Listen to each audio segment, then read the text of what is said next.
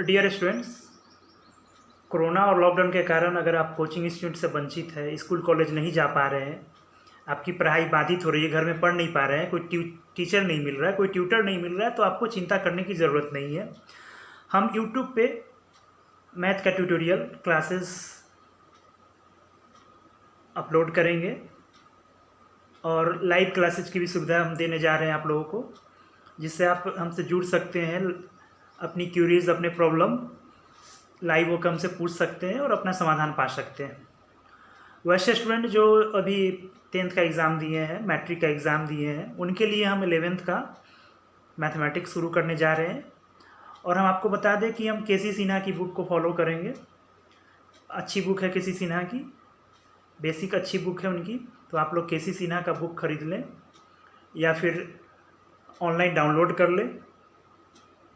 अगर उपलब्ध नहीं है मार्केट में, आपके नज़दीक मार्केट में किताब, तो कोई बात नहीं है, आप हमारा वीडियो पूरा देखें। हम पूरा थ्योरी आपको बताएंगे, सेट थ्योरी का, केसी सिन्हा की जितने भी चैप्टर्स हैं सभी का हम थ्योरी बताएंगे आपको। उसके बाद एक एक प्रॉब्लम को सॉल्व करके आपको हम बताएंगे। तो पहला चैप्टर है केसी सिन्हा का, आप देखे होंगे बुक, अगर नहीं देखे हैं तो देख लेंगे आप। तो पहला चैप्टर है सेट थ्योरी। तो सबसे पहले हम लोग शुरुआत करेंगे सेट थ्योरी, उसका पूरा थ्योरी बताया जाएगा आपको और कोशिश की जाएगी कि सरल भाषा में आपको हम उसको प्रेजेंट करें, आप उसको समझें। उसके बाद केसी सिन्हा के जितने भी प्रॉब्लम्स हैं उसको सॉल्व करना है। तो चलिए हम स्टार्ट करते हैं पहला चैप्टर सेट थ्योरी।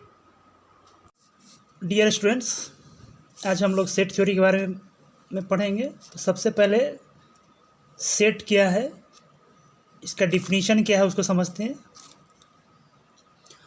तो सेट क्या है, तो सेट को पहले डिफाइन करते हैं हम लोग। डिफिनीशन इसका देखते हैं।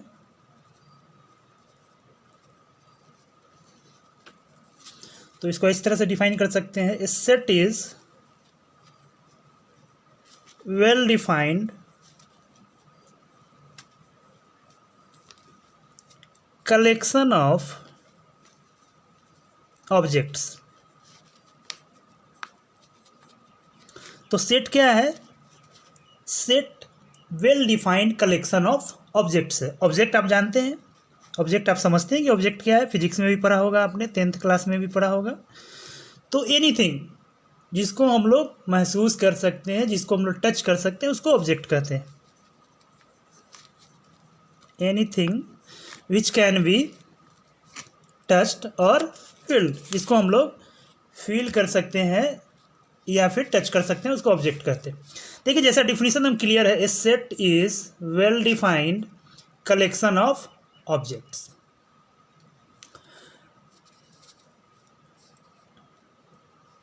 और इसका डिनोशन कैसे होता है सेट का,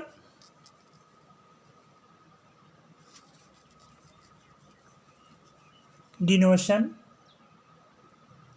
सेट डिनोशन कह लीजिए इसको।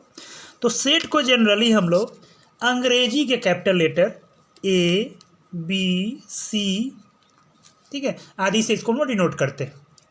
और जो ऑब्जेक्ट होता है, ऑब्जेक्ट का जो डिनोशन होता है वह अंग्रेजी के स्मॉल लेटर जैसे ए बी सी आदि, इसके द्वारा हम लोग डिनोट करते हैं।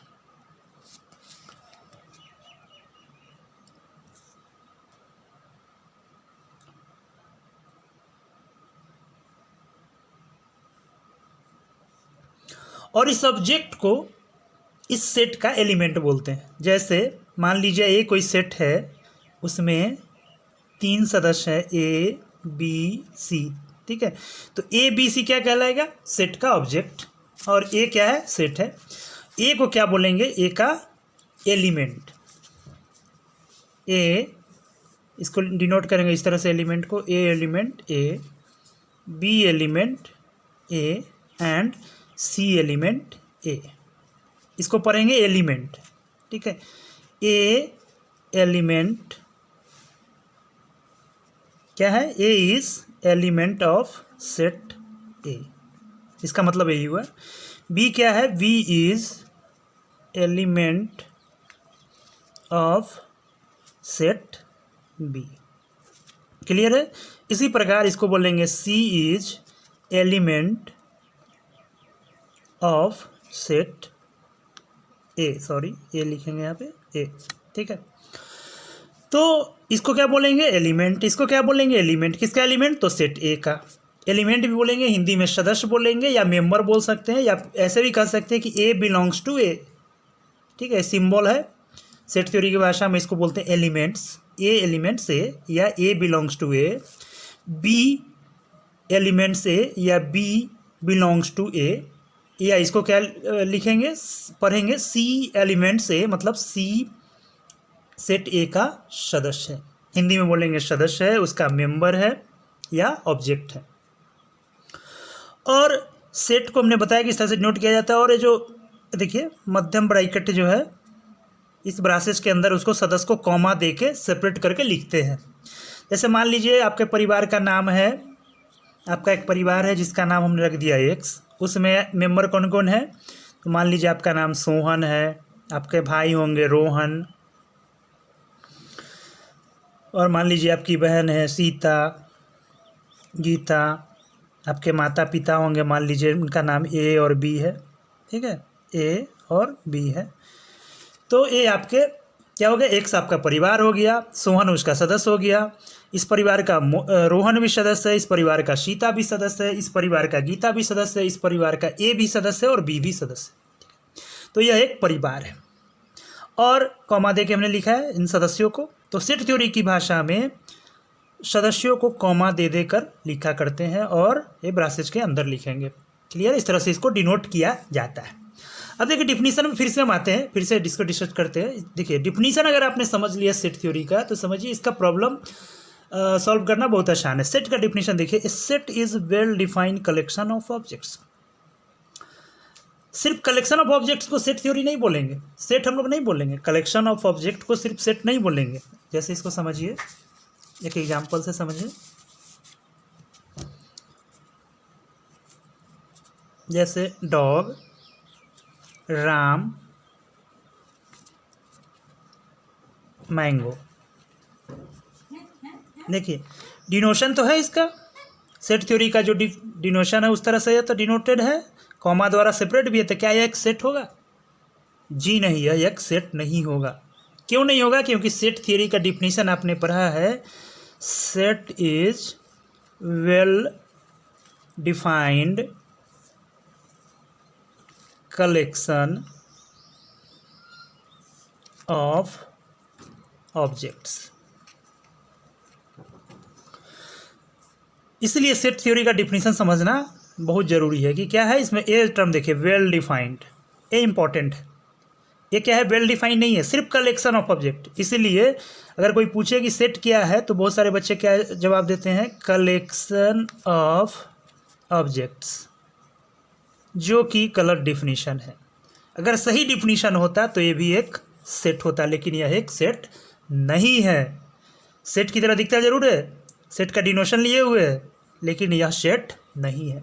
तो अब हम उम्मीद करते हैं कि आप आसानी से पकड़ सकते हैं, पहचान सकते हैं कि कौन सा कलेक्शन सेट है कि नहीं, ऑब्जेक्ट का कौन सा कलेक्शन सेट होगा, कौन सा कलेक्शन ऑब्जेक्ट नहीं होगा। उसके लिए सिर्फ आपको डिफिनीशन ध्यान में रखना है कि set is well defined collection of object. ये टर्म इंपॉर्टेंट है, दो जो वर्ड है वेल और डिफाइंड, मतलब उसका कुछ मीनिंग होना चाहिए, उस कलेक्शन का कुछ डिफिनीशन होना चाहिए, कुछ रूल को फॉलो करना चाहिए। जैसे हम दूसरा एग्जाम्पल देखते हैं,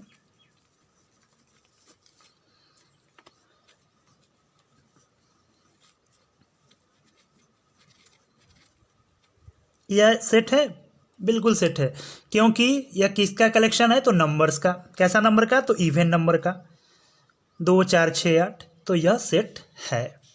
दूसरा एग्जाम्पल देखें, 1 2 पटना मैंगो। क्या यह सेट का एग्जाम्पल है? क्या यह सेट है? नहीं है। क्यों नहीं है? क्योंकि जो इसका डिफिनीशन है, set is well defined collection of objects, या इसको फॉलो नहीं करता है। कलेक्शन ऑफ ऑब्जेक्ट तो है, 1 भी ऑब्जेक्ट है, 2 भी ऑब्जेक्ट है, पटना भी ऑब्जेक्ट है, मैंगो भी ऑब्जेक्ट है, लेकिन यह सेट नहीं है। इसलिए नहीं है कि यह वेल डिफाइंड नहीं है। 1 2 नंबर है, पटना जगह है और मैंगो है, ऐसा कलेक्शन सेट नहीं हो सकता है। मैं कुछ टिप्स भी बता दूंगा, कुछ ट्रिक्स भी बता दूंगा पहचानने के लिए, लेकिन इसको समझते चलें आप। जब आप एक बार अच्छी तरह से समझ लेंगे इसको, तो कहीं दिक्कत नहीं होगा। और यह काफ़ी इंपॉर्टेंट चैप्टर है सेट। सिर्फ 11th के पॉइंट ऑफ व्यू से ही नहीं, कॉम्पिटिटिव एग्जामिनेशन के पॉइंट ऑफ व्यू से अगर आप इंजीनियरिंग कर रहे हैं तो आगे भी सेट का बहुत सारा एप्लीकेशन यूज होता है। सेट को आप अच्छी तरह समझ लें। और सबसे बड़ी खासियत इस चैप्टर का है कि इसमें कोई मैथमेटिकल कैलकुलेशन नहीं है, सारा प्रॉब्लम जो है लॉजिकल वेस्ट है। तो हम लोग प्रॉब्लम भी आपको बताएंगे। मैंने बताया था शुरू में भी कि केसी सिन्हा की बुक से सारे प्रॉब्लम हमको हल करना है, ठीक है। और कुछ एग्जाम्पल देखते हैं।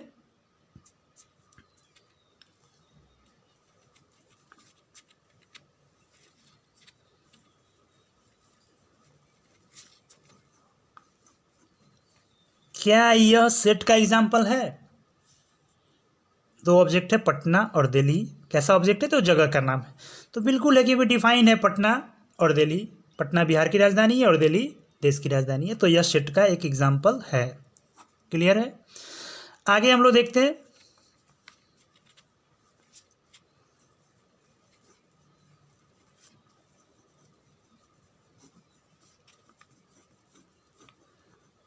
क्या ये भी देखिए ऑब्जेक्ट का कलेक्शन है। पटना, मैंगो, एप्पल, 3 ऑब्जेक्ट है, इसका कलेक्शन है।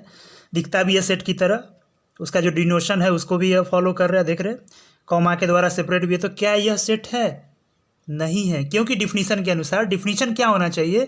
डिफिनीशन है वेल डिफाइंड, और वेल डिफाइंड नहीं, एक जगह है और 2 फ्रूट्स है। तो तीनों ऑब्जेक्ट्स अलग कैटेगरी के हैं, कोई एक दूसरे से संबंधित नहीं है, इसलिए यह सेट का उदाहरण नहीं हो सकता है। तो आपने सेट का डिफिनीशन समझ लिया होगा, सेट को कैसे पहचानेंगे वो भी समझ लिए होंगे। चलिए अब है कि रिप्रेजेंटेशन, सेट को रिप्रेजेंटेशन कैसे करते हैं। तो अगला टॉपिक है इसमें हमारा रिप्रेजेंटेशन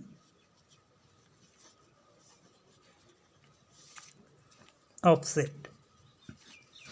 तो सेट को ना 2 तरीके से हम लोग रिप्रेजेंट करते हैं। एक टेबुलर, जिसको रोस्टर भी बोलते हैं हम लोग, रोस्टर फॉर्म में। और दूसरा क्या है? Set builder, set builder form, या इसको बोल सकते हैं हम लोग प्रॉपर्टीज। इसमें क्या होता है ना, उसकी प्रॉपर्टीज हम लोग बताते हैं, एग्जाम्पल से समझते हैं इसको। तो सेट को हम लोग 2 तरह से रिप्रेजेंट कर सकते हैं, एक टेबुलर और दूसरा सेट बिल्डर। जैसे कि एग्जाम्पल अभी हम लोग लेते हैं 1 2 3 4 5। यह क्या सेट है और किस फॉर्म में रिप्रेजेंटेशन है? तो यह टेबुलर फॉर्म में। क्यों टेबुलर फॉर्म में है? क्योंकि इसमें इसके एलिमेंट को हम लोग कॉमा दे के सारे एलिमेंट को लिखे हुए हैं। पहला एलिमेंट, दूसरा एलिमेंट, तीसरा एलिमेंट, चौथा, सारा एलिमेंट कॉमा दे के लिखा हुआ है सेट में, ठीक है। तो इसको बोलते हैं हम लोग टेबुलर फॉर्म या रोस्टर फॉर्म। अब 1 से लेके 5 तक है, क्या है? काउंटिंग नंबर है, जिसको नेचुरल नंबर बोलते हैं हम लोग। अगर इसका प्रॉपर्टीज हम लोग बताएं, दूसरे फॉर्म में इसको लिखना चाहें तो कैसे लिख सकते हैं कि यह क्या है?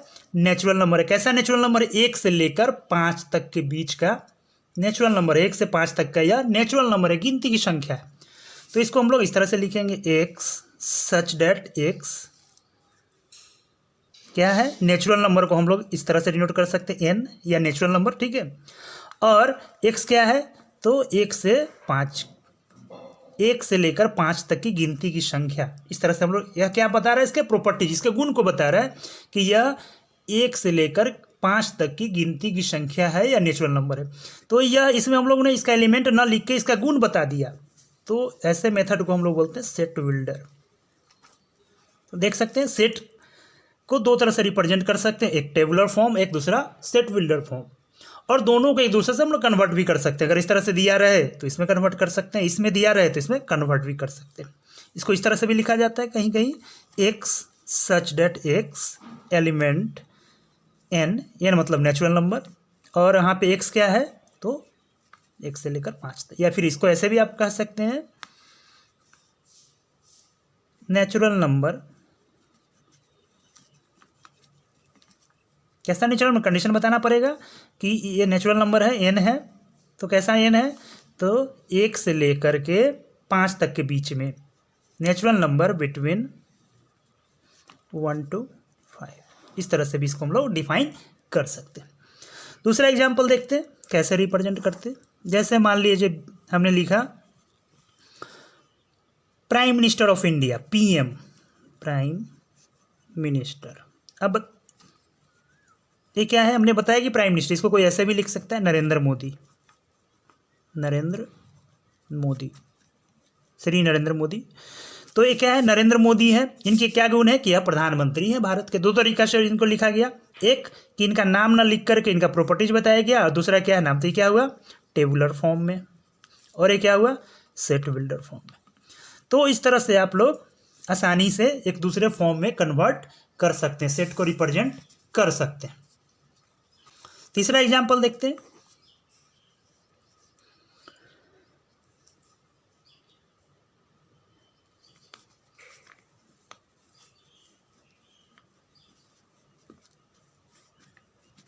देखिए ये क्या है, इवन नंबर है, तो इसको आप लोग ऐसे भी लिख सकते हैं, x such that x is even number. और खाली इवन नंबर लिखने से तो क्या होगा, अनगिनत तो चला जाएगा, लेकिन इसको कंडीशन लिखना पड़ेगा कि एक्स का वैल्यू क्या है 2 और 10 के बीच का इवन नंबर है। ठीक है, तो यहाँ पे हमने सारे मेंबर को लिख दिया, कॉमा दे के, कौन सा फॉर्म में हो गया टेबुलर, और एक कौन सा फॉर्म हुआ सेट बिल्डर। तो आपने आसानी से समझ लिया कि सेट थ्योरी, सेट को हम लोग दो तरह से रिप्रेजेंट कर सकते हैं, एक टेबुलर फॉर्म में और दूसरा सेट बिल्डर फॉर्म में रिप्रेजेंट कर सकते हैं, और एक दूसरे से कन्वर्ट भी कर सकते हैं।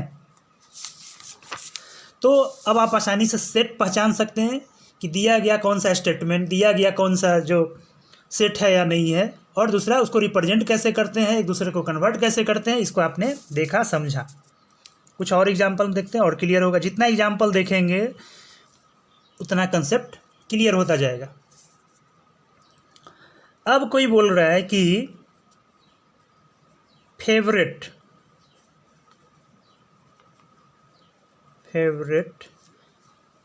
क्रिकेटर, फेवरेट क्रिकेटर, किसी ने एक स्टेटमेंट दिया कि यह सेट है कि नहीं, आपको पहचानना है। तो यह सेट है कि नहीं, सेट नहीं है। क्यों नहीं है कि फेवरेट क्रिकेटर है, तो फेवरेट क्रिकेटर किसी का विराट कोहली हो जाएगा, ठीक है, अगर किसी का धोनी हो सकता है, किसी का पोंटिंग हो सकता है, किसी का सचिन हो सकता है। तो यह वेल डिफाइंड स्टेटमेंट नहीं है फेवरेट क्रिकेटर, क्योंकि यह चॉइस है, फेवरेट लगा हुआ है ना, तो यह डिफाइंड नहीं है। कोई बोले विराट कोहली, आप किसी से पूछेंगे कि सबसे बढ़िया क्रिकेटर कौन है, तो किसी का जवाब होगा विराट कोहली, किसी का होगा धोनी, किसी का होगा पोंटिंग, किसी का होगा सचिन, किसी का होगा बुमराह। तो इस तरह से यह स्टेटमेंट जो है वेल डिफाइंड नहीं है, यह जो कलेक्शन है ऑब्जेक्ट का वेल डिफाइंड नहीं है, इसलिए यह सेट का एग्जाम्पल नहीं हो सकता है। तो इस तरह से आप सेट को पहचान सकते हैं। और कुछ एग्जाम्पल हम लोग देखते हैं। दूसरा एग्जाम्पल देखिए इसमें,